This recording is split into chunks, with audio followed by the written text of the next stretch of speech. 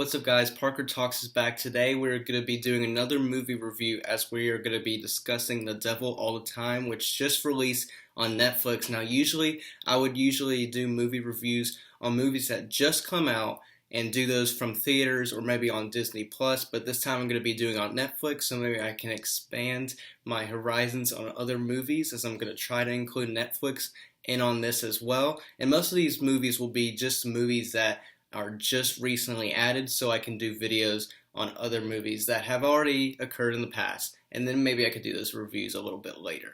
So what brought me to this movie was Tom Holland. I know he's a British actor, but you get to hear his voice in a country accent in this movie. You also have Sebastian Stan and Bill Skarsgård in this film. These are some of the actors that I already knew of to begin with. So I didn't really know much going into this film other than the actors, but this takes place in the 50s or 60s in a small town in Ohio where you have this main character to start off with. You don't see Tom Holland until like 45 minutes into the film. You see his younger self to start off the film. His father, Willard, is coming from World War II, having a traumatic life, and his dad is a big influence on him in both, well, mainly a negative way. Even though he seeks Christianity to try to get past that trauma, sometimes it doesn't always work.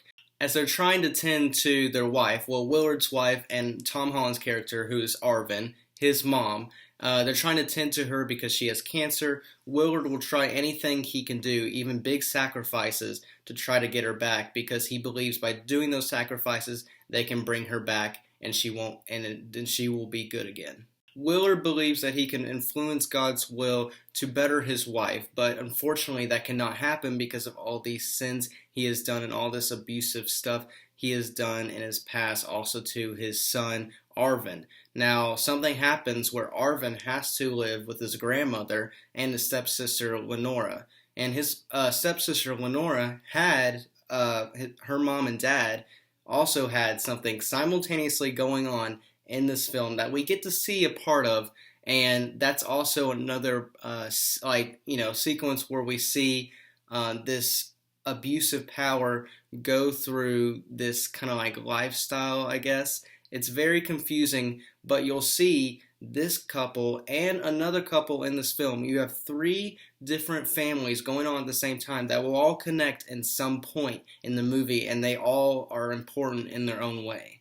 Now, as Arvin, Tom Holland's character, and Lenora grow older, Arvin has to defend Lenora from these people that harass her, also people that are in higher powers, basically in the religious powers, that he has to defend her against. Now, it's not ironic that a lot of these people that have a lot of these sins are in higher powers religiously.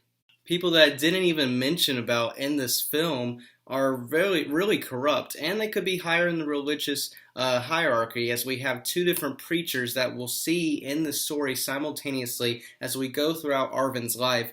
One of the preachers believes that he can bring people back from the dead, and he will try to show people that he can actually do that in the story. So what we have in the story, like I said, the three different couples going on.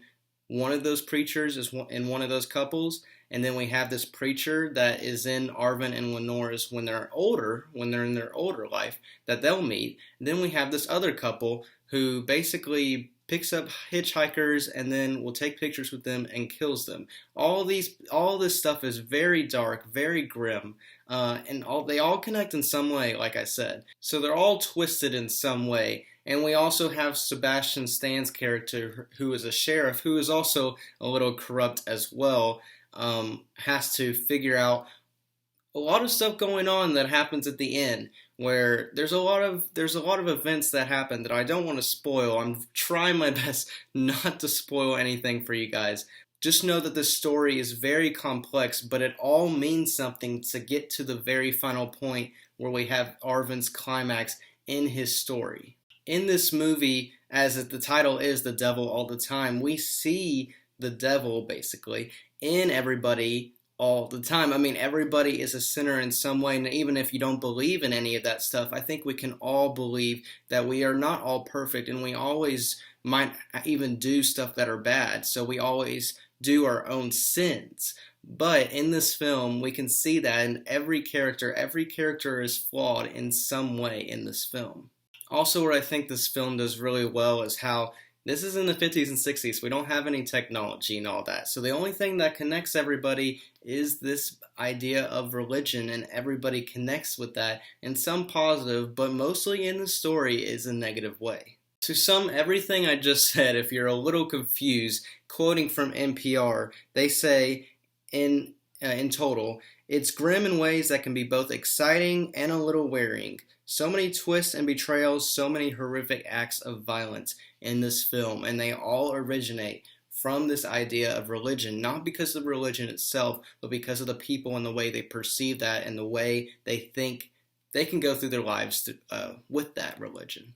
All in all, this was a film that I wasn't really knowing anything about going into it, but once I was watching it, I was really hooked in on it, and I was really wondering how each of these different families all got connected in some way, and they all do.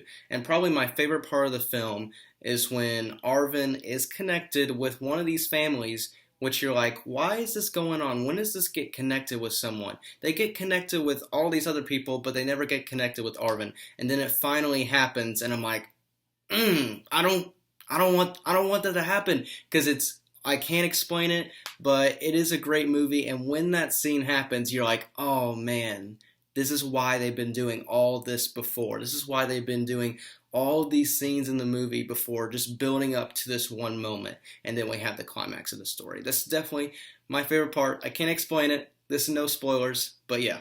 So I want to thank you guys so much for watching this video. This movie is definitely one that is a lot different from what I would usually be reviewing. So this was definitely a struggle for me, but I was definitely glad to review it, as I did really enjoy this movie. And I want to thank you guys so much for watching, and I'll catch you all in the next one. See ya.